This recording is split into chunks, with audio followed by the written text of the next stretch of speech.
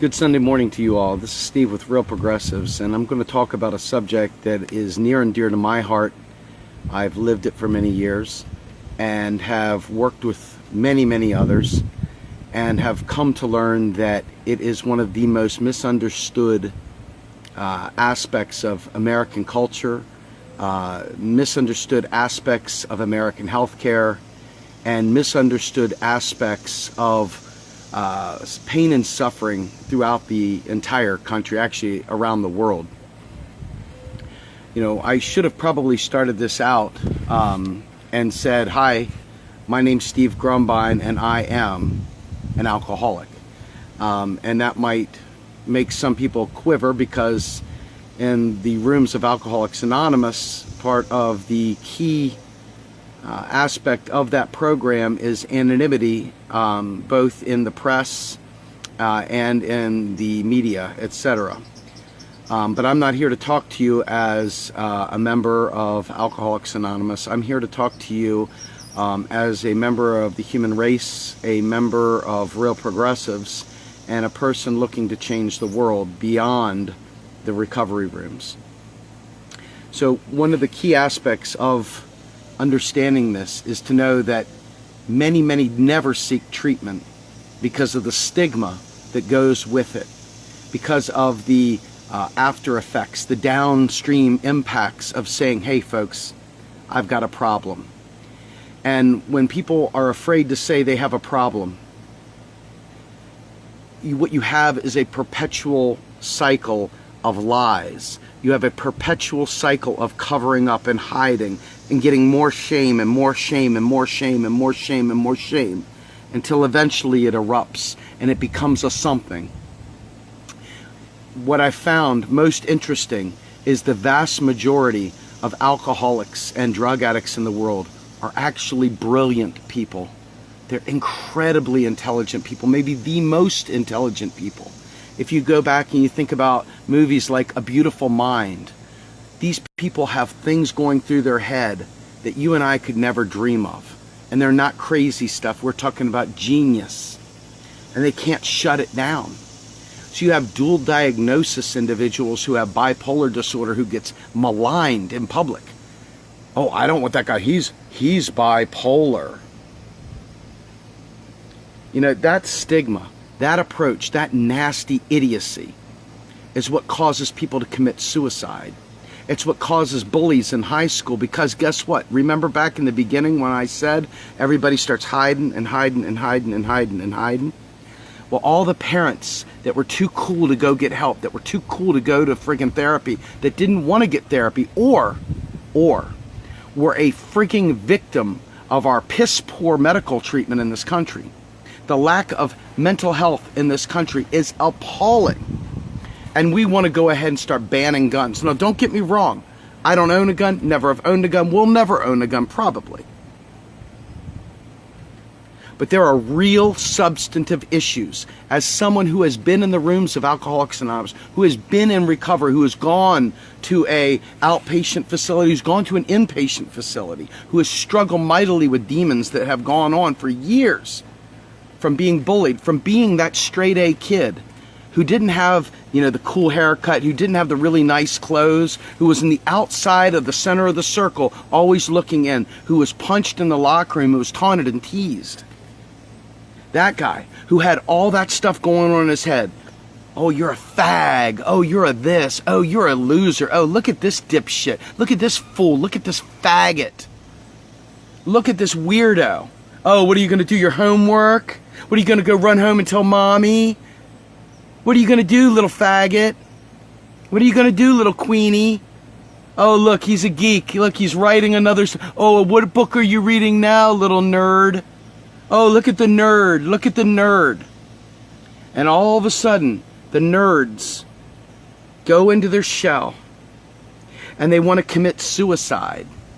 They want to just go, or better yet, the long way. They want to drown themselves in 1,000 pills. They want to snort a line of coke to make themselves feel better. They want to go ahead and have another drink. And then some people have a proclivity for alcohol. Their body starts assimilating that. And then all of a sudden you have addiction. And then when the addiction takes over, the genius starts shrinking, and it starts getting muted, and it starts being overtaken by the demons, and the alcohol only fuels it. And then all of a sudden they become that guy, the guy that's in the perpetual cycle of rehab and jail. And now all of a sudden you've got somebody who is no longer a productive member of society. You now have someone who is in the system.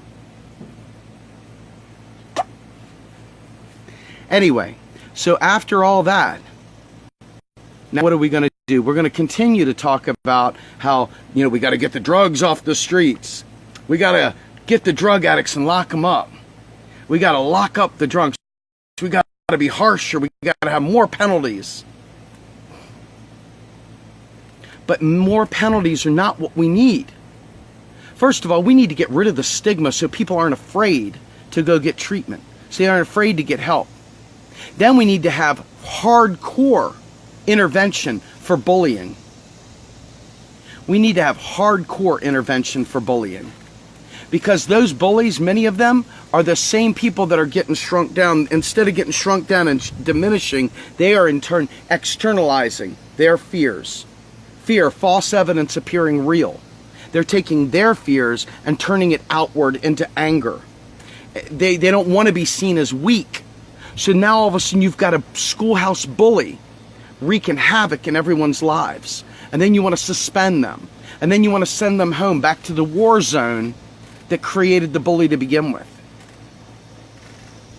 So in this country, we always talk crap about the mentally ill and the people that are not doing well enough. Bernie was spot on, and he talked about it flat out during the campaign all the way through. We need to make mental health treatment available as needed right now. We need to beef the funding up for that right now. Because what happens now?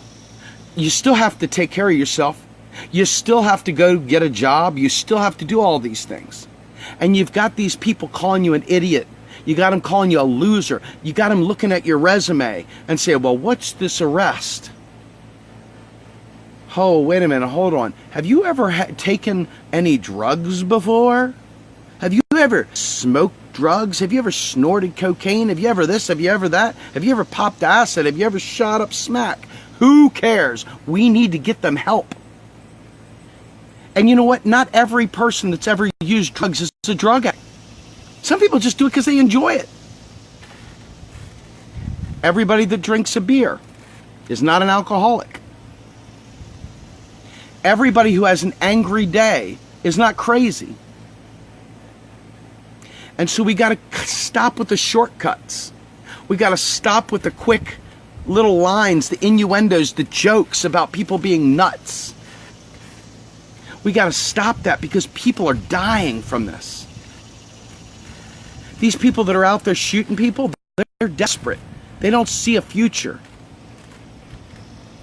The walls are closing in on them.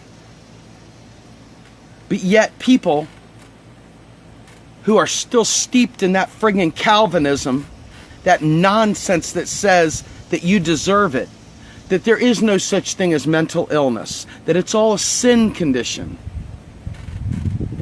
And that's why I chose to do this sermon on a Sunday morning. Because the fact of the matter is that I used to go to churches and I would interview the pastors.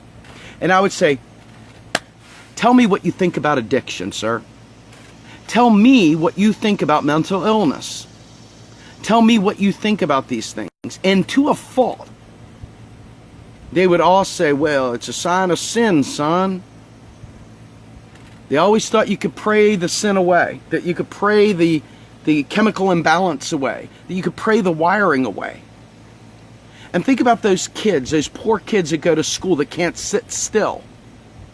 They're bouncing around. They got too much energy inside of them. And instead of being a good kid with energy, they're a bad, misbehaving kid that suddenly needs to be put on some sort of medication because we can't break our rigid way of teaching people to accommodate people that are wired differently.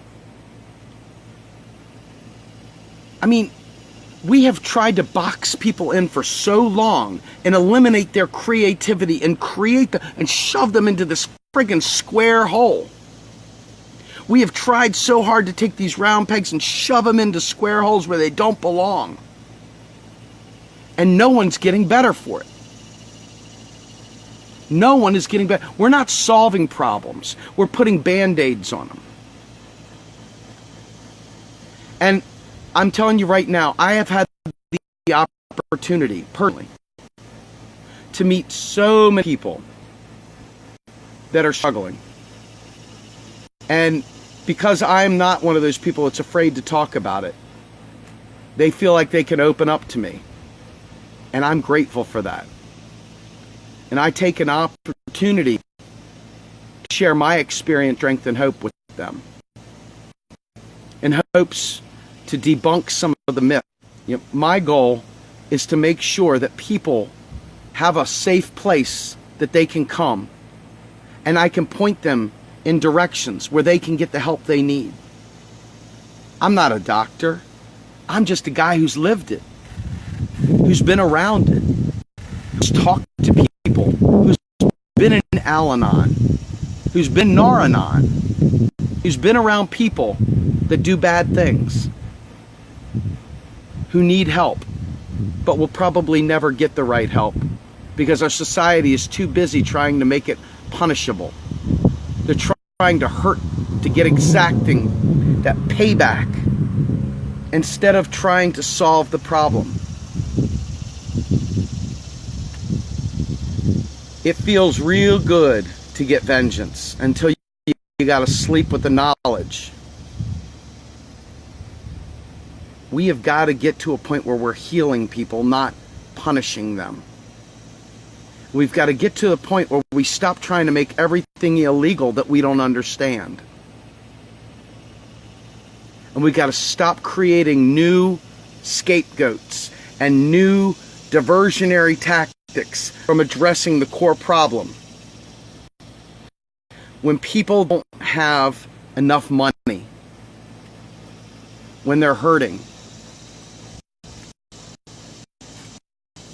we would rather just bury them. Bury them in a system that doesn't support them.